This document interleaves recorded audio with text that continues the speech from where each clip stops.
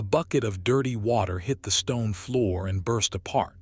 Gray suds shot across the great hall. A girl dropped to her knees, scrambling to catch the rolling wooden pail before it clattered into the fire. Her hands were red and cracked from scrubbing. Her rag was soaked completely black, and then she looked up. On the wall above her, lit by torchlight, hung a portrait she had never seen before. A woman with silver eyes stared back down at her. The same face, the same jaw, the same small scar above the lip. It was her mother's face. Her mother had been dead for 3 years. This girl scrubbed floors here, and her name was Wren Ashcombe, and she had no idea she was standing under a queen. Why would a scullery maid's dead mother hang among a werewolf king's ancestors? Stay with me on this one. Wren didn't move. The pail rolled off into the corner and she let it go. All around her, the hall kept breathing the way old halls do at night, torches popping, wind pushing at the shutters, but Wren just knelt there in the puddle, staring up at a dead woman on the wall. She had scrubbed this floor 100 times. She had never once looked up. Servants don't look up. That was the first rule they taught her when she came to Ironhollow Keep 2 years ago, half-starved and orphaned. Keep your eyes on the stone. Keep your hands moving. Don't be seen. But now she couldn't stop looking, because the woman in that painting had her mother's face. Not a face that looked a little like her mother. Her mother. The scar above the lip, the one her mother said she got from a fall as a child. The silver eyes, Wren used to think, were just a trick of candlelight when she was small. Her mother had been a seamstress in a village 3 valleys south. A quiet woman who never spoke of family, never spoke of the past, and got sharp and frightened whenever anyone asked. She had died of fever in a rented room, and Wren had buried her under a plain wooden marker with no last name that anyone believed was real. And here she hung, in a castle, in gold. A big hound padded up beside Wren and pressed his shoulder against her hip. Bramble, half wolfhound, half something bigger, the only creature in this whole cold place that had chosen her. He looked up at the painting too, and a low sound rolled out of his chest. "You see it," Wren whispered. "Tell me you see it." Now you have to understand what Ironhollow Keep was. This was no ordinary castle. This was the seat of the werewolf kings of the Northmark, a bloodline older than the mountains it sat on. The people who lived here were not people, not fully. Under the moon they changed. They ran the ridgelines as wolves the size of horses, and they ruled everything that breathed in the fog country for 100 miles. Wren was human. As far as anyone knew, just a human girl who cleaned their boots and emptied their basins and slept on straw above the kitchen. The lowest of the low. The kind of servant a lord would step over without slowing down. And the man who ruled it all was Dorian Vale, the Alpha King. She had seen him maybe 4 times in 2 years, always from a distance, always with her head down. A big man, quiet, with a scar through one eyebrow and eyes that went gold when he was angry. The whole keep dropped their voices when he walked in, even the wolves. You did not walk up to that man. You did not speak to that man unless he spoke first. Servants who forgot that rule were sent down the mountain in the snow, and some of them didn't make it. Wren knew all of this. She stood up anyway. Her knees were wet. Her hands were shaking. Bramble whined and tried to step in front of her, but she stepped around him.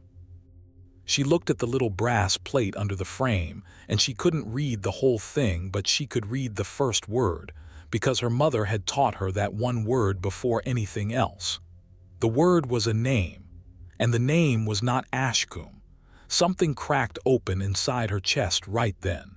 2 years of keeping her eyes on the stone. A whole life of not asking questions, because her mother had taught her that questions were dangerous, that being noticed was dangerous, that the safest thing a girl could ever be was invisible. Wren was done being invisible. She left the bucket. She left the rag floating in the gray water. She walked out of the great hall with Bramble at her heel, down the long, cold corridor toward the one place in the keep no servant ever went without being summoned. The war room, where the lamp still burned late, where the Alpha King sat with his council long after everyone else had gone to sleep. 2 guards stood at the door. Both of them were wolf-born, both a head and a half taller than her. They saw her coming, and one of them almost laughed. "Kitchen girl," he said. "Wrong door, turn around." "I need to see the king." That wiped the smile clean off his face. "You need to see the floor, get back to it." Ren's voice came out louder than she meant it to. It cracked at the edges, but it carried. "There's a woman in his hall wearing my mother's face, and I want to know why." The guard reached for her arm. Bramble's whole body dropped low, and a snarl tore out of him that made both guards freeze. And in that frozen second, before anyone could do anything, the door behind them opened. Dorian Vale stood in the doorway. He had heard every word. For a long moment nobody breathed. The king looked down at the girl in the wet apron, at the red cracked hands, at the hound bristling at her side. He looked at her face, and Ren watched something move behind his eyes that she couldn't name. Something that looked almost like fear on a man who feared nothing. "Say that again," Dorian said quietly. "My mother," Ren said. "There's a painting of my mother in your hall. She's dead. She was a seamstress, and I want to know why she's hanging next to your king's." Dorian didn't answer. He stepped past her out of the doorway and started walking toward the great hall. Fast. Ren had to run to keep up. Behind them, the council members poured out of the war room, and word went ahead of them somehow, the way it always does in a castle, so that by the time they reached the hall there were already 20 people gathering in the dark, wolf-born lords and their wives, drawn out of their rooms by the feeling that something was breaking. Dorian stopped in front of the painting. He looked up at it for a long time. Then he did something that made the whole crowd go silent.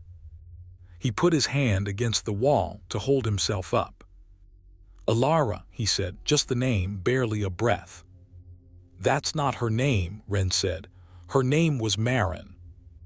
"Her name," Dorian said, and his voice had gone rough, "was Alara Vale, and she was my sister."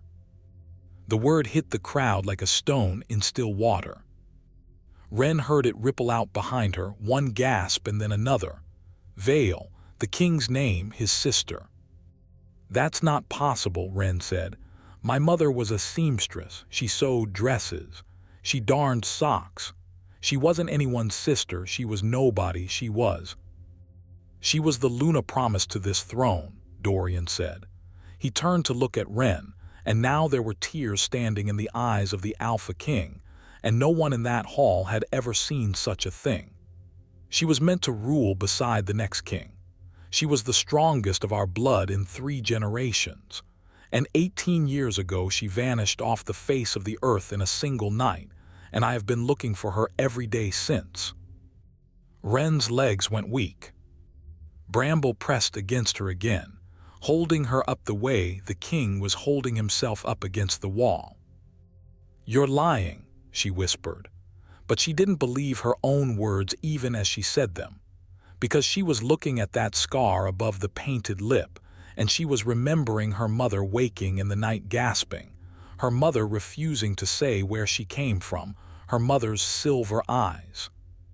"How old are you?" Dorian asked. 17. Something broke in his face. 17, he repeated. "She vanished 18 years ago, carrying no child that any of us knew of." He stepped closer and the whole court leaned in with him. "Girl, what was the day of your birth?" "Midwinter," Ren said. "The longest night. My mother always said I was born on the longest night of the year." A sound went through the crowd like wind through a field. Dorian closed his eyes. When he opened them, he looked at Ren the way a drowning man looks at a rope. "Then you were born the winter after she ran," he said. "You were the reason she ran." Now here's the thing you have to understand about a place like Ironhollow Keep. Bloodlines were everything. The whole world of the Wolfborn turned on who was born to whom, and there had been a hole in the heart of that kingdom for 18 years, a missing heir, a broken promise, a throne that had never been made whole. Men had died over it. Wars had almost started over it. And now a scullery maid was standing in the great hall being told she might be the answer. But Wren didn't feel like an answer. She felt like a girl who wanted her mother back and couldn't have her. "If she was your sister," she said, and her voice was hard now, angry. "If she was a queen, if she was so loved, then why did she run? Why did she live in a cold, rented room and die of fever with nobody? Why did she die scared and alone, with a daughter she never told the truth to?" The hall waited. Dorian didn't answer right away. And in the silence, Wren saw the lords glance at each other, saw something guilty pass between the older ones, and she understood that whatever the answer was, it was the kind of thing people had agreed never to say out loud. Dorian finally spoke, and his voice was very careful. "There are things about that night I have never told a living soul," he said. "Come. Sit, eat something. You've had a shock, and so have I, and this is not a story to tell a girl who's swaying on her feet." And just like that, the storm seemed to pass. They brought her to a small, warm room off the kitchens. They put her in a real chair, the first real chair she'd sat in for 2 years. Someone set a bowl of hot stew in front of her and a cup of watered wine. Bramble curled at her feet and sighed. The lords drifted away to their beds, murmuring. Dorian sent for old records, for the household seneschal, for anyone who might have known Alara in the old days. He was gentle now. He kept looking at Wren like she might disappear if he blinked. Wren ate. The stew was good. The fire was warm. For the first time since she'd looked up at that painting, her heart slowed down. Maybe this was going to be all right, she thought. Maybe she wasn't nobody. Maybe she had an uncle and a name and a place, and the long, cold years were finally over. She picked up the wooden cup and took a slow sip of the wine. She let herself, just for a moment, feel safe. That was her mistake. Because at that exact moment the door swung open without a knock, and a woman walked into the room, tall, gray-haired, dressed in the deep blue of the royal house, and she looked at Wren, and she said one word, soft and cold, that turned everyone to stone. "Imposter." The warmth went out of the room like a snuffed candle. Wren set the cup down. Bramble was on his feet before she was, that same low growl building in his chest. The woman was old, but she stood like iron. Behind her came 2 of the wolf-born guards, and this time they weren't looking at Wren like a kitchen girl who'd wandered off. They were looking at her like a threat.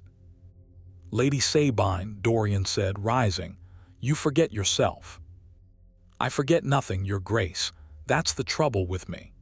The old woman crossed the room and stood over Wren, studying her face the way a butcher studies a carcass. A scullery maid appears out of the fog with the dead Luna's face and a story about a midwinter birth. And you, of all men, want to believe it. Of course you do. You've been drowning in that grief for 18 years. Any raft looks like salvation. "She has Alara's eyes," Dorian said. "Eyes can be a coincidence or a plan." Sabine turned to Wren. "Who sent you, girl?" "Nobody sent me," Wren said. "I dropped a bucket and I looked up." Now here's where everything changed. Because up until this moment, Wren's problem had been a simple one. A dead mother, a painting, a question. It was about the past, about grief, about who she was. She thought if she could just get the truth, everything would be all right. But Lady Sabine had made it something else entirely. "You don't understand what you've walked into," Sabine said, and for the first time her voice was almost kind, which was worse than the coldness. "If you are truly Alara's child, you are not a lost girl come home. You are the rightful heir to this throne. Ahead of every lord in this keep. Ahead of the king's own chosen successor. Ahead of my grandson, who has spent his whole life being groomed to rule. Do you have any idea how many people in this castle would be ruined if you turned out to be real?" Wren looked around the warm little room and understood all at once that she was in far more danger sitting in this chair than she had ever been scrubbing floors. On the floor, she was invisible.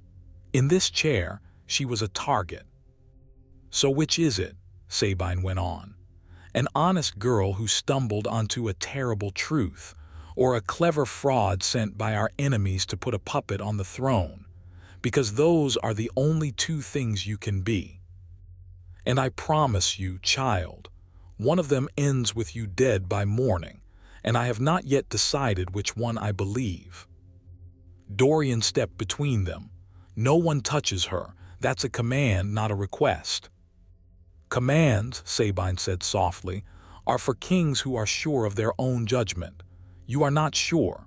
Look at your hands, Dorian. You're shaking as badly as she is."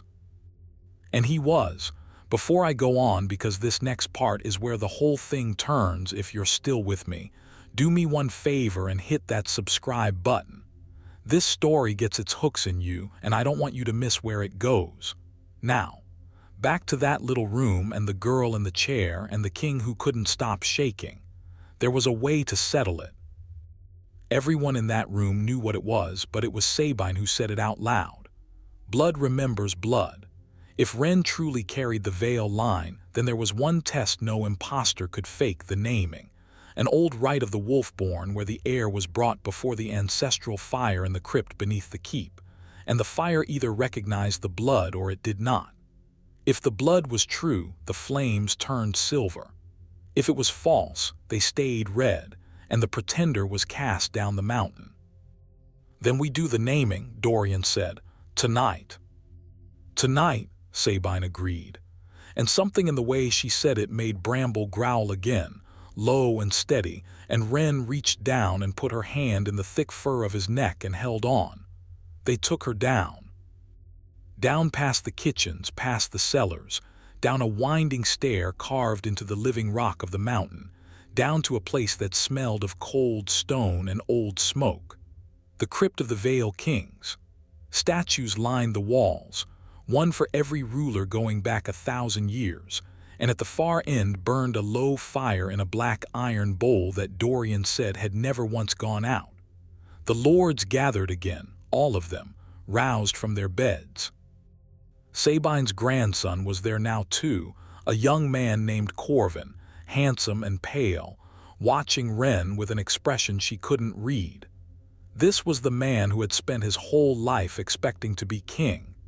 This was the man she would be pushing off the throne if the fire turned silver. She looked at him and she thought, he wants me to fail. And who could blame him?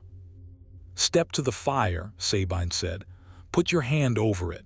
If you are Vale, it will not burn you and it will turn to silver. If you are not," she spread her hands, "then we will all have our answer." Wren looked at Dorian. "Will it hurt?" "Not if you're mine," he said. "Not if you're hers." And she heard how badly he wanted it to be true, and it frightened her, because wanting something that badly makes a man see silver where there's only red. She stepped forward. Bramble tried to follow, and a guard held him back, and the hound thrashed and snarled, and Wren had to say his name twice to calm him. Then she was alone at the fire. The heat pushed against her face. The whole crypt was silent. 100 stone kings watched her with blind eyes. She reached out her hand. She held it over the flames. For one long second, nothing happened. The fire stayed red. Wren felt her heart drop through the floor. She heard Sabine let out a slow breath. She heard Corvin shift his weight. Red. It was going to stay red, and they were going to throw her down the mountain, and her mother would stay a liar and a nobody forever. And the fire turned silver. It didn't flicker into it. It surged. A column of pure silver flame roared up from the black bowl, taller than a man, and the heat of it turned soft and cool against Wren's skin, and every statue in that crypt seemed to lean in toward her. The light filled the whole chamber. It lit the tears on the king's face. It lit the shock on Sabine's. It lit Corvin, who had gone white as bone. "Ilara's blood," someone whispered. And then the whole crypt was whispering it, and then they were kneeling. One by one, the wolf-born lords of Iron Hollow Keep went down on their knees on the cold stone in front of a 17-year-old scullery maid. All except Sabine, and all except Corvin. Dorian crossed to her and took her hand out of the silver fire, and it was unmarked, not even warm. He held it up for everyone to see. "The heir of the Northmark," he said, and his voice broke on it. "My sister's daughter, home at last." Ren should have felt joy. Later she would wonder why she didn't. But standing in that silver light, with a kingdom kneeling at her feet, all she felt was the one question that still had no answer.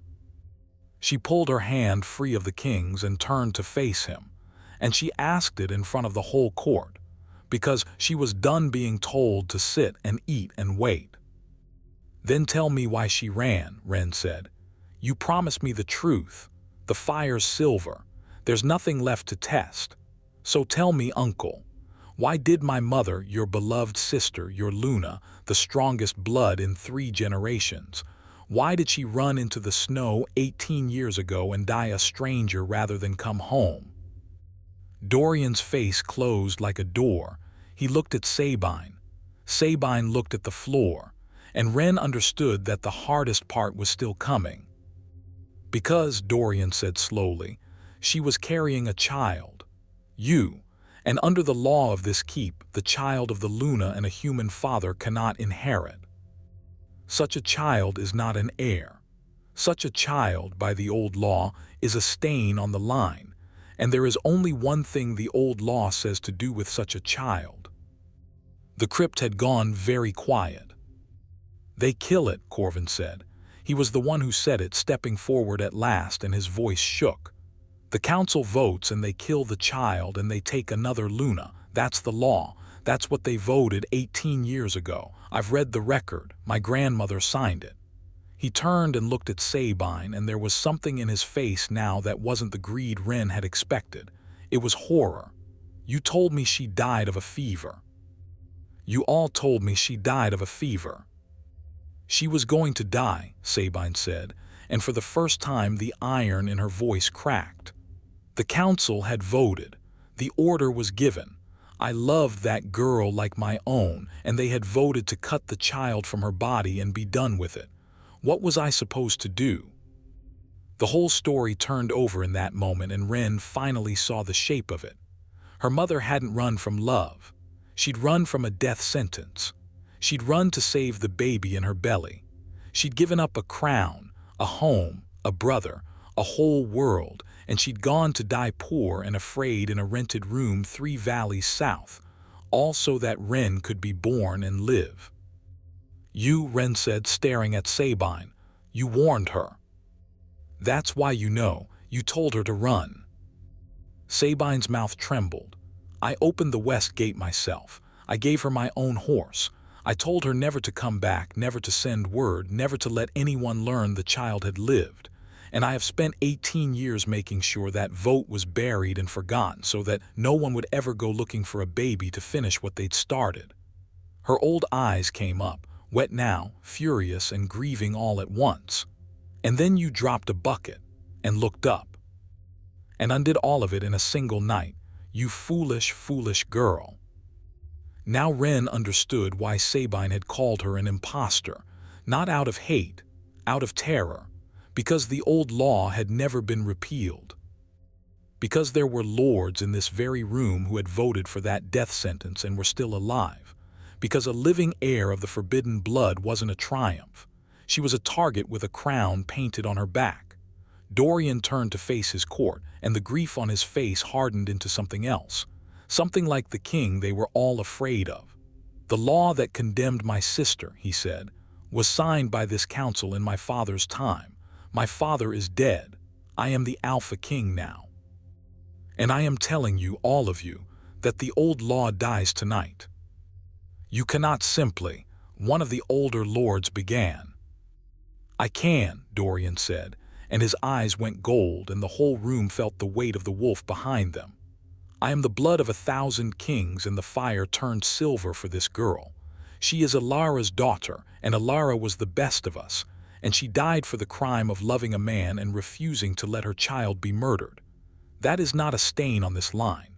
That is the noblest thing anyone in this bloodline has done in 100 years. He looked at Ren, and his voice softened all the way down.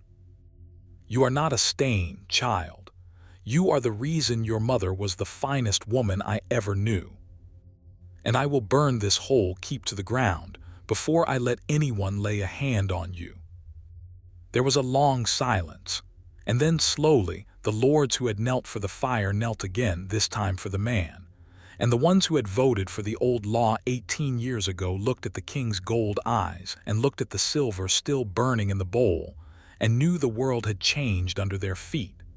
Corvin was the last to move. He walked up to Ren, this young man who was supposed to hate her, whose whole life she had just overturned. He looked at her for a long moment. Then he went down on one knee. "My grandmother saved your mother," he said quietly. "I didn't know. I swear to you I didn't know. But if you'll have a cousin who spent his whole life training to serve this throne, let me serve it beside you instead of under you. The Northmarks had enough killing over who sits in the chair." He held out his hand. Ren looked at it. Then she took it and pulled him to his feet, because she had been on her knees on cold stone for 2 years and she never wanted to see anyone kneel to her again. They didn't crown her that night.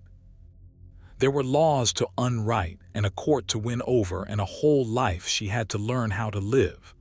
That's the truth of these things. The fire turns silver in a single moment, but becoming who you are takes a great deal longer. What changed that night wasn't Ren's rank. It was that she finally knew why. Why her mother woke gasping in the dark. Why she never spoke of the past. Why she taught a little girl that the safest thing in the world was to be invisible. She hadn't been ashamed. She'd been protecting her daughter from the very people now kneeling on the crypt floor. In the weeks that came after, Ren learned the whole of it. She learned her mother's real name and said it out loud until it stopped feeling like a stranger's. She learned that Alara had been famous for her kindness, that servants 3 valleys away still remembered a Luna who learned their names, and Ren understood at last where her own habit came from, of looking people in the eye, of thanking the cook, of treating the invisible as if they were worth seeing. She kept Bramble at her side through all of it. When the lords tried to give her fine hounds bred for royalty, she refused them all. Bramble had chosen her when she was nobody. That counted for more than any bloodline. She had one condition before she would take any title at all. She made them ride south with her, 3 valleys, to a poor churchyard and a plain wooden marker with no last name. And there, in front of the Alpha King and the lords who had once condemned her, Ren set a new stone. It carried the name Alara Vale, and beneath it the words, "Luna of the Northmark." She ran so her daughter could live. Dorian wept openly at the grave of the sister he'd searched for his whole life, and this time no one thought less of a king for his tears. Lady Sabine came too. She stood a little apart, an old woman who had carried a terrible secret for 18 years to keep a baby alive. Ren went and stood beside her. She didn't forgive her for the vote, that wasn't Sabine's to be forgiven for, but she thanked her for the horse, and the open gate, and the warning in the dark. Sometimes that's all you can do. You thank the ones who did the one right thing, even when they were tangled up in the wrong. And on the way back up the mountain into the fog country that was hers now, Ren thought about that first night. The bucket, the gray water bursting across the stone, the rag soaked black, how close she'd come to just cleaning it up with her eyes down, the way she'd been taught, and never once looking at the wall above her head. A whole life can turn on whether you look up. Her mother had spent 17 years teaching her to keep her eyes on the floor.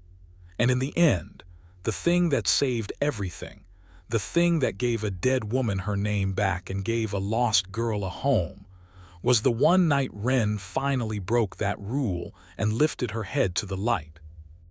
She rode through the gate of Ironhollow Keep with a king on one side and a cousin on the other, and a scarred old hound trotting at her heel. And for the first time in her whole life, The scullery maid, who had learned to be invisible, walked into a great hall and did not look down.